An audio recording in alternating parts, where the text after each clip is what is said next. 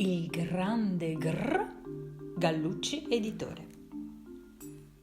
Lasciate che vi racconti la storia del grande grr. Grr assomiglia ad un lupo.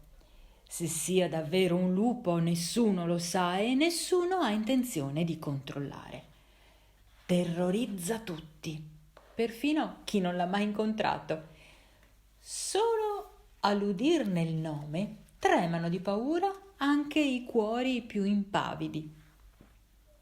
E dire che non ha mai mangiato nessuno, nemmeno mordicchiato un polpaccio, pensa un po'. Ma non gli dispiace affatto evitare gli uomini.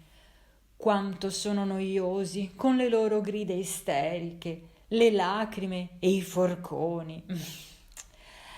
Quel che più gli piace è riposare al sole, andare a caccia di farfalle e farsi una bella nuotata nel fiume. Un bel giorno, mentre si rilassa sull'erba tenera, una vocina lo ridesta di colpo dalle sue fantasticherie. Buongiorno, signor Grr.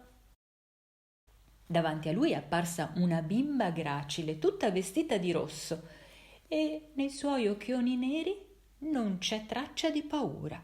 Questa poi. Ma tu chi sei? Non puoi stare qui. Perché? Questa è casa mia. E dove sta scritto? Ma guarda un po' che faccia tosta. Vattene via lo stesso. Perché sei cattivo? E va bene, a mali estremi, estremi rimedi. Grrr, ispira a fondo, spalanca le fauci e lancia un tremendo ruggito. Ma la bambina non batte ciglio. Le si scompigliano giusto un po' i capelli. Non mi fai paura, sai? Basta, se non sparisci all'istante ti mangio in un sol boccone. Non è vero. E invece sì, non racconto frottole. Guarda come sono aguzzi i miei denti. Sei davvero scortese. Proprio così. Quindi sciò, arrivederci. Peggio per te. Volevo solo diventare una tua amica.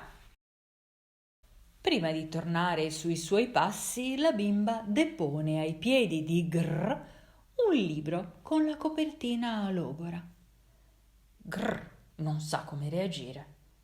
Non ha mai ricevuto un regalo in vita sua, ma proprio mai. La guarda andare via su quelle gambette esili. Raccoglie il libro, si ristende sull'erba e comincia a sfogliarlo. Trascorse alcune ore, Grr deve ammettere di essersi commosso per le bellissime storie che ha letto. Non pensava che l'amicizia potesse essere così piacevole e preziosa.